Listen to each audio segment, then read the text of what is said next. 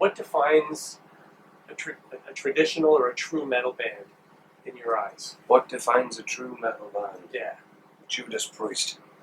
fair enough. As simple as that. I seen Judas Priest in 1979, and that was the thing that kickstarted me. I was always into guitar-driven music from being a kid. My first favourite band was Slade. I loved Slade, I loved T-Rex, I loved The Sweet. I sort of grew up through the 70s with all the glam rock era. Then Alice Cooper came on the scene, which was a little bit heavier. Yeah. And I remember, I went to #1 in England with Schools Out. And then the first single that I ever bought with my own sort of pocket money, if you like, was Seven Seas of Rhye, Queen.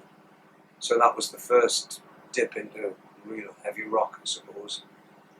First album my parents ever bought for me was Ride a White Swan, T-Rex. And then my father used to buy me all the Slade albums. I think my father was into the big band era, the swing, and he was a drummer himself. Right. And I think he was a little bit of a closet Slade as well.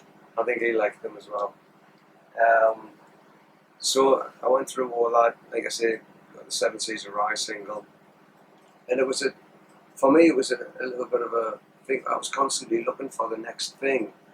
Is there something heavier than this? Is there something heavier than that? And I remember being in a department store with my mum, and she went off to do something. And this store was one of these big stores in Newcastle called the Cooperative. Yeah. And they literally sold everything. If it wasn't in the store, it didn't exist. And I had a very small vinyl section. And I went looking through the vinyls, and I discovered this gatefold album. And I looked, and I couldn't believe what I was seeing on the front. And it was Kiss Alive. Yeah. And then searched through the money that I had, and I didn't have enough to buy that album. So behind it, there was a really beaten up old copy of Hotter Than Hell. So I bought that. And I suppose that album was the first sort of heavy rock, heavy metal album, I suppose, that I ever got. But definitely it was 1979. Yeah. The first band I ever seen was Blue Oyster Cult. I was around 77, 78. And me and the guy who originally started the band, he was a training partner at the Taekwondo club. And we used to go and see all kinds of bands. We've seen Rory Gallagher. I was lucky enough to see AC/DC with Bon Scott. We had a club called the Mayfair where every single band used to play the Mayfair. I seen Bon Jovi playing at the Mayfair in a club. Priest played the Mayfair much later on, but it was that one night in Newcastle City Hall, and I just remember when they came on stage, looking at the stage on the left-hand side, there was this guitarist with the long blonde hair, the flying V, the leathers and everything else. That's it. That's what I want to do. And obviously it was kicking down. And he became, for me, he became a role model and I suppose a distant mentor, if you like. And I've got I'm not ashamed to say that I modelled myself on Kick It Down. I wouldn't, There's no shame in that. No, there's fucking no shame. No, I would never say that, even at that point I could play as well as Kick It Down. But for me, the quintessential metal band is definitely Judas Priest. I think they stepped away from traditional blues jams. Yeah. Right? And everything else after that, including yourselves, was sort of an up-tempo. We're not gonna fall back on traditional blues. We're just gonna try to do up-tempo beats, dual guitars. Let's put it this way, the first double kick I ever heard was Exciter. Yeah. And I remember walking out of Newcastle City Hall, and that was all I could hear was Exciter. And after that one show, I remember I just sought out everything that they had ever, it was the Killing Machine tour. Yeah.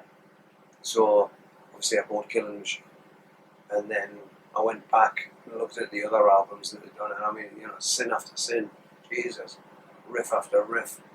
It's an amazing album. And then they're still my favorite. I mean, I'm a huge Kiss fan as well. But Priest for me, they are the metal band.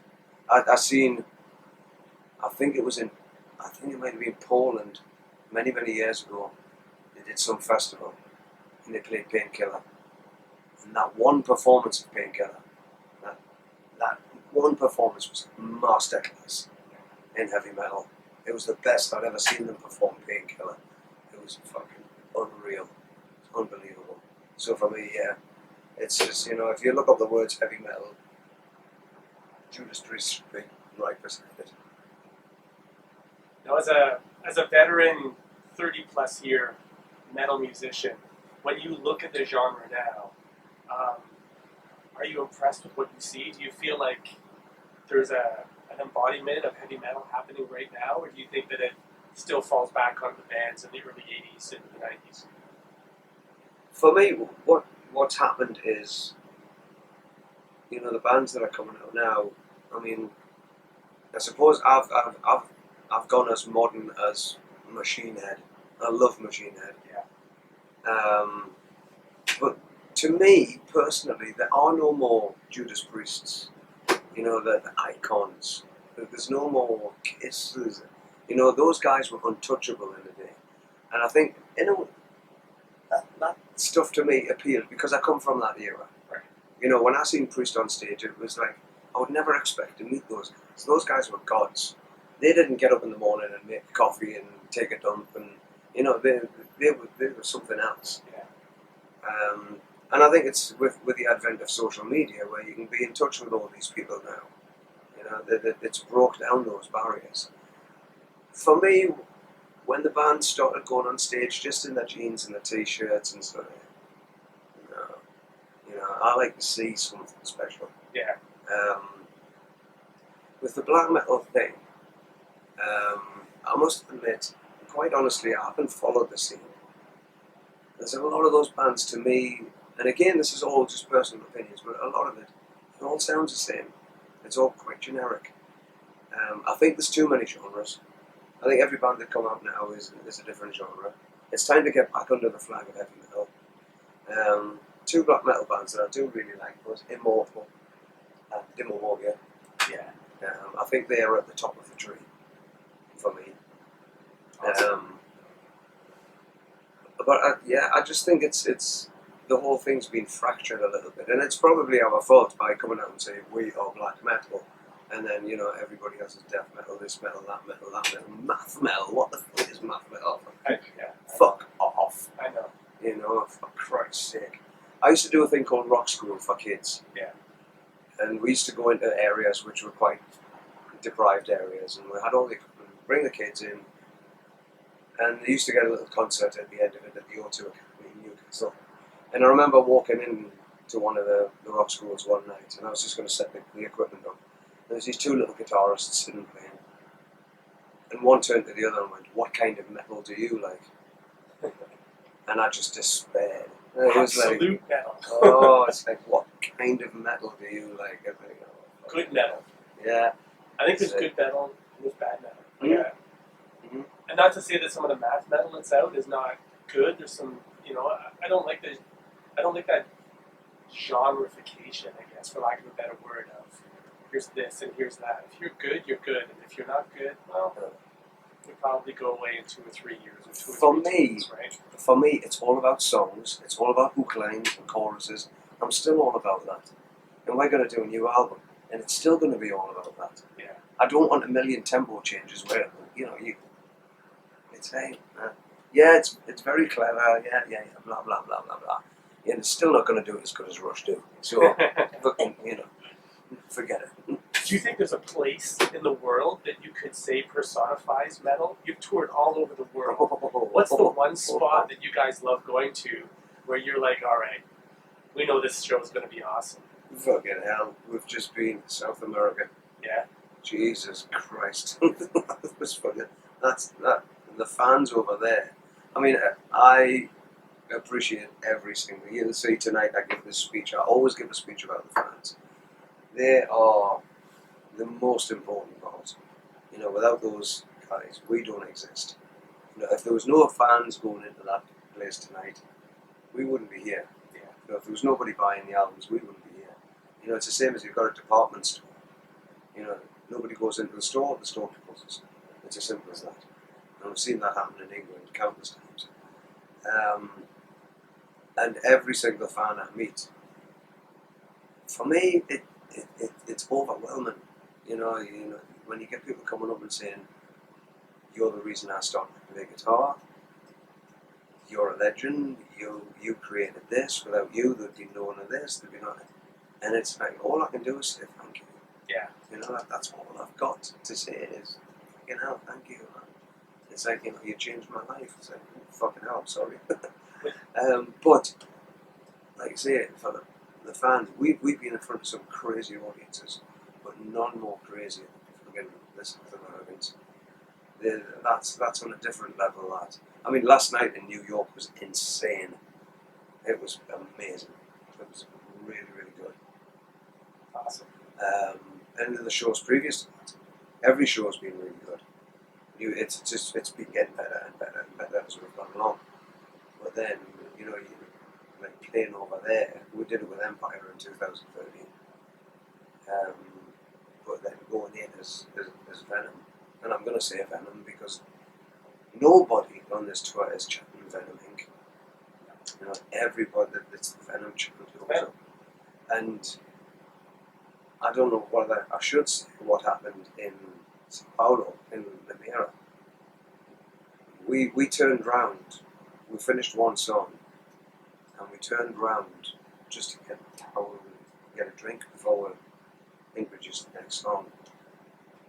And this chant went up, and I couldn't believe what I was hearing. It was like, we just looked at each other and went, yeah, I'll tell you off camera. What do you think is the most metal Venom album? Not what the fans think, but what you think personally. The most metal Venom album. I always go back to Welcome to Hell because it's the album that's kick-started everything. I always go back. People say, "What's your favorite Venom album?" It's always going to be Welcome to Hell. Yeah. I mean, obviously black metal had a huge impact, but Welcome to Hell was the one that ignited the spark, if you like. So I'll always go back to that one. For me, to put them in a chronological order, which gives, from my perspective, a good progression of a band in terms of songwriting, in terms of production, and in terms of musicianship, I would have to say Welcome to Hell, Black Metal, Primeval, and Resurrection. Those 4 albums for me, that gives a good span of a band. But yeah, I'll always go back to Welcome to Hell. I can't turn on my computer right now without seeing a tribute of some sort to Lemmy. You must have a story or stories that you hold near and dear to your heart on Lemmy. Is there anything that you'd like to throw down? I only met the guy once, very, very briefly, and it was actually in a TV studio, and it was just a sort of hello in passing, and that was it. But I still remember buying the album Overkill, and fucking hell, that turned me into a Motorhead fan. I did the whole thing with a leather jacket with a Motorhead emblem on the back, everything, So I was very much into Motorhead, more early Motorhead than what we do now. I would never claim to be a fully fledged Motorhead fan as I am a Priest fan, but there's no denying what they did for music, for heavy metal. Even Lemmy said, we're not a heavy metal band, we're a rock and roll band. We're Motorhead and we play rock and roll. And I think that's perfect, because he came from that rock and roll era, So, I mean, everybody has been expecting this now, but it doesn't matter how much you're prepared. When the news goes out, it was actually, I don't go on Facebook that often, but my daughter actually posted the BBC News on my page, and I was like, oh shit, it's happened. Yeah. Everybody was expecting, when you see him on stage, and he was looking fragile. He was looking very fragile, and all credit to the guy. I mean, in my personal position, if that was me, I don't think I would be doing what he did. So he had a strong constitution to go out there and do it. And all credit to the guy. He will be sadly missed. In as much as when I discovered one, I remember again I was doing a rock school, and the caretaker who opened the place up says, "Oh, have you heard about this guy who's just died? You must know him." And I was like, "No, I didn't know anything about what." "Oh, some guitarist." I was like, "Really?" And then they got the iPhone. I was like, "Carry Moore." And devastated me. Because if there's one guitarist, if someone says you can only listen to one guitarist for the rest of your life, it would be Carry Moore. Yeah. And I'm sure there's people out there feel exactly the same way about Lemmy. It's a huge loss to the community, but sadly it was expected. We're getting to that age. Do you know what it is? Since Lemmy's passing, you open Facebook and this actor's gone, that guy's gone, this musician's gone, that musician. It's like it seems to be, one person goes and there's a series of people follow on and then it calms down a bit and then boom, comes again.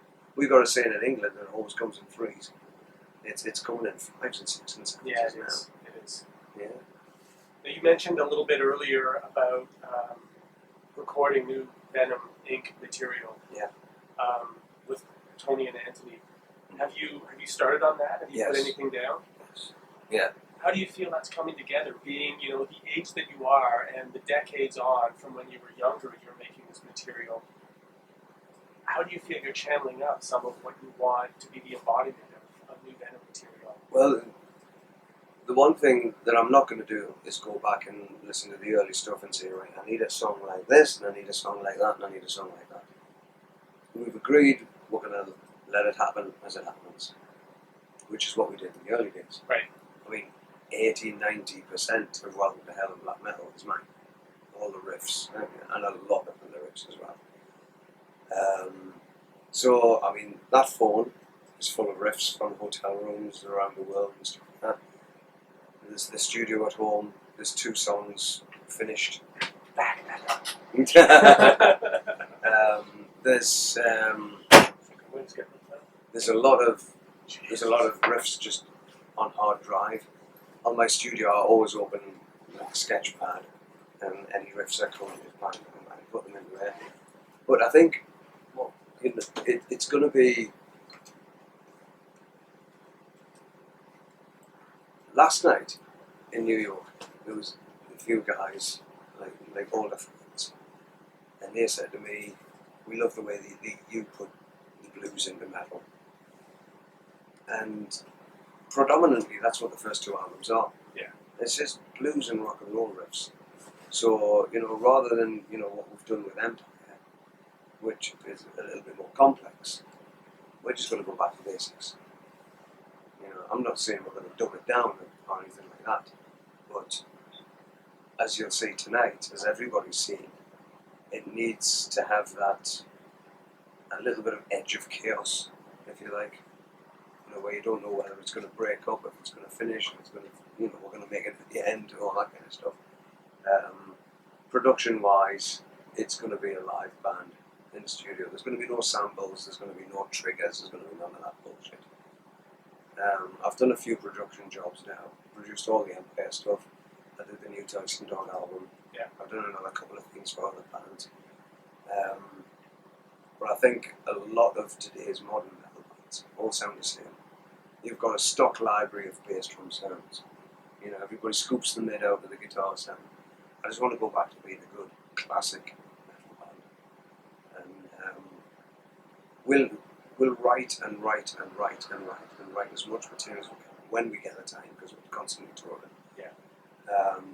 And it'll just be the cream of the crop, which is picked out. But I would like to have in excess of 20 or 30 songs to choose from, and then we can take it.